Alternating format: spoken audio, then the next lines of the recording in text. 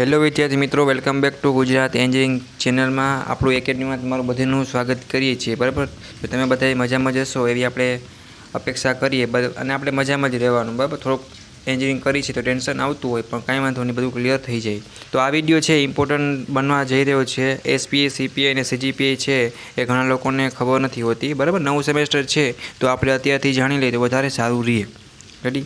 તો જો તમે ચેનલ ઉપર નવા હો, પહેલી વાર વિડીયો જોતા હોય તો સબસ્ક્રાઈબ કરીને બેલ આઇકન પ્રેસ કરી દો, જેથી કરીને કોઈ પણ જીટીયુ આઈએમપી ક્વેશ્ચનનો વિડીયો કે કોઈ પણ નવો હોય ઇન્ફોર્મેશન તો તમે સીધોનો લાભ લઈ શકો. ને એની ક્વેરી કે ડાઉટ આવે તો તમે વોટ્સઅપમાં અથવા આપણે એઠે ઇમ્પોર્ટન્ટ લિંકો છે ડિસ્ક્રિપ્શનમાં નાખેલી છે, તમે સીધા એમાં જઈ અને જોઈન કરીને પણ મેસેજ કરીને ડાઉટ સોલ્વ કરી શકો છો. બરાબર, તો એસપીઆઈ છે એ હરેક સેમમાં તમારે જેટલા માર્ક્સ આવે ને એને તમારે એસપીઆઈ કહી શકાય. બરાબર, તો સિમ્પલ તમારે એટલું યાદ રાખવાનું છે કે એસપીઆઈ એટલે જે તમને એક સેમમાં માર્ક્સ મળે બધાય, બરાબર, એને તમારે એસપીઆઈ તરીકે ધ્યાનમાં રાખવાનું.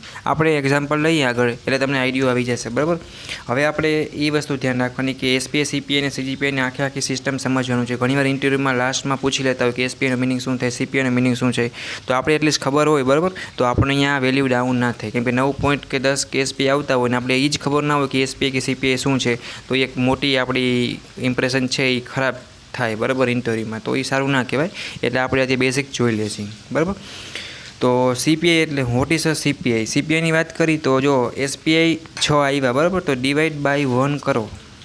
રેડી?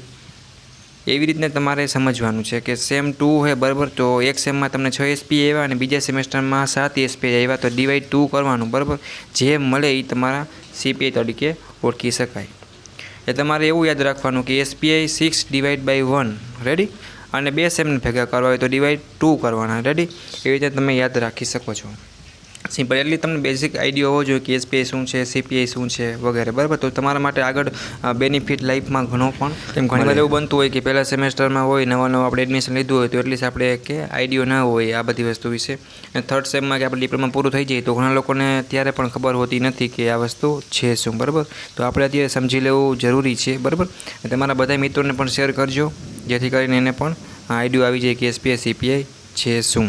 હવે આપણે વાત કરી કે સીજીપીઆઈ એટલે શું, કે ફાઇનલ 4 સેમેસ્ટરને આપણે ધ્યાનમાં રાખી. બરાબર, કેટલા ફાઇનલ 4 સેમેસ્ટર? તો હું એવું માનું, બરાબર, કે એસપીઆઈ છે તો 5મું સેમ પ્લસ 6ઠું પ્લસ 7મું 8મું અથવા તમે 4 લઈ શકો. બરાબર, અને ડિવાઈડ 4 કરો અને જે તમને આન્સર મળે એ તમારે શું થાય કે સીજીપીઆઈ થાય. રેડી? તો તમારે સીજીપીઆઈને આવી રીતના યાદ રાખવાના થાય, કેમ કે એસપીઆઈ, સીપીઆઈ ને બધું લેવું જરૂરી છે. હવે આપણે વાત કરીએ કે થર્ડ સેમેસ્ટરથી તમારે સીજીપીઆઈ આવી જશે. બરાબર, તો તમારે જોબમાં કે બધી જગ્યાએ ઇન્ટરવ્યૂમાં કે ડિગ્રીમાં કે કોઈ પણ કન્સિડર થતા હોય તો સીજીપીઆઈ છે એ તમારા કન્સિડર થતા હોય.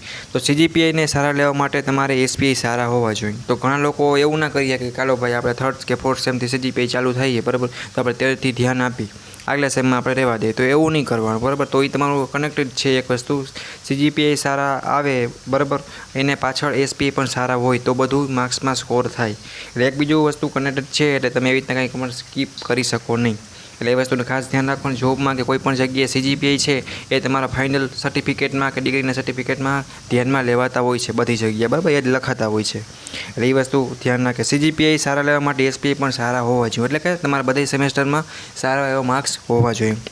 એ વસ્તુને ખાસ ધ્યાન રાખે. બરાબર, તો તમારે ફર્સ્ટ સેમેસ્ટરથી મહેનત ચાલુ કરી દેવાની. બરાબર, આપણે જીટીયુ, મિડ, આઈએમપી છે બધા ક્વેશ્ચનના વિડીયો બધી બ્રાન્ચ માટે બનાવતા હોઈએ છીએ, એટલે કોઈને કાંઈ ટેન્શન લેવાની કોઈ પણ જરૂર નથી. બરાબર, તો આ બેઝિક કરતાં કે આપણે જાણવું જરૂરી હતું. બરાબર, કે પહેલું બીજું સેમેસ્ટર છે એમાં કોમન સબ્જેક્ટ આવતા હોય, ઘણીને ક્રેડિટ ઓછી હોય, વધારે હોય. બરાબર, તો એવું બનતું હોય છે. થર્ડ સેમથી ટેકનિકલ પોતપોતાના બ્રાન્ચ વાઇઝ સબ્જેક્ટ ચાલુ થઈ જાય તો એમાં પણ તમારે ધ્યાન દેવી જરૂરી છે.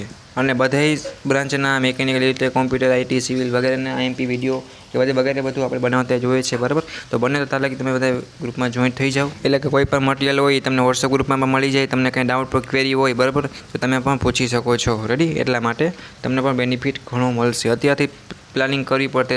થર્ડ સેમ પહેલું બીજું સેમ કોઈને બેકલોગ આવી આવી છે, બરાબર, અને ઘણા લોકોને એવું હોય છે કે બેકલોગ પેપર પર સારું નહીં ગયું હોય તો કેટી પણ થાય, પછી તમારે ટેન્શન કોઈ વાતનું લેવા નથી. થર્ડ સેમેસ્ટર આપણે હાથમાં છે. બરાબર, આપણે આગળનો સમયગાળો જોઈ લીધો. હવે આપણે બેકલોગ કે કેટી ના આવે, કેમ કે હવે આપણા ટેકનિકલ સબ્જેક્ટ થયા. કોઈ એક સબ્જેક્ટ એવો હોય છે કે હાર્ડ હશે, બરાબર, એવો તો એકાદો હોય જ, કે બધું ના આવડતું હોય, પણ આપણે એ જોવાનું છે કે જે હાર્ડ છે એમાં એટલીસ્ટ આપણે પાસ તો થઈ શકાય.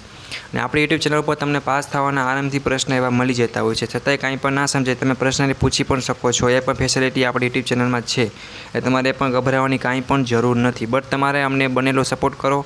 અમે બને એટલું સારું એવું આઈએમપી મટીરિયલ, પીડીએફ વગેરે કોઈ પણ મટીરિયલ હશે, જીટીયુ, આઈએમપી, રેગ્યુલર ઇન્ફોર્મેશન કોઈ પણ એ તમને પ્રોવાઈડ કરતા રહેશે. અને તમારા બધા મિત્રોને શેર કરો, બરાબર. અને વોટ્સએપ ગ્રુપમાં જોઈન થઈ જાઓ. ચેનલ પર નવા હોય તો સબસ્ક્રાઈબ કરી દો. અને કાંઈ પણ ડાઉટ હોય તો તમે પૂછી શકો છો. જો વિડીયો સારો લાગ્યો હોય તો કોમેન્ટ કરો અને આપણું ધ્યાન રાખો. Thank you, bye bye.